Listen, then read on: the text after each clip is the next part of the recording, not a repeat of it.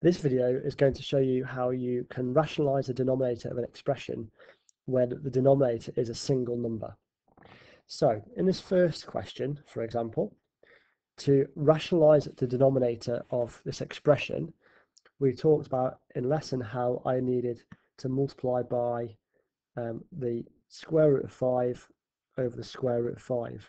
And the reason why I can do that is because if you think about the square root of 5 divided by the square root of 5, that just gives me an answer of 1. So multiplying 3 over the square root of 5 by the square root of 5 and the square root of 5 is not really changing the question, but it does enable me to rationalize the denominator.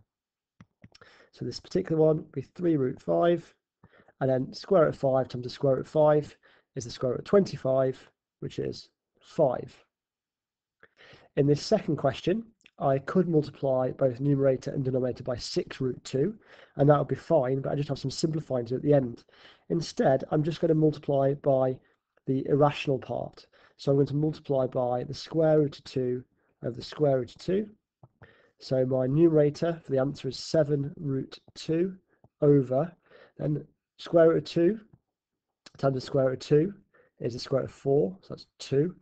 So then you've got to do 6 times 2, so that's 12.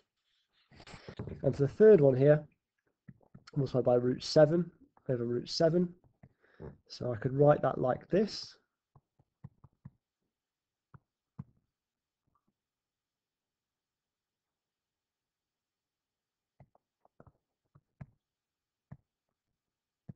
So that gives me on top 4 root 7. When I multiply that by that, and I multiply that by that, that's plus root 21. And the square root of 7 times the square root of 7 is the square root of 49, which is 7. Could you now have a go at these questions, please?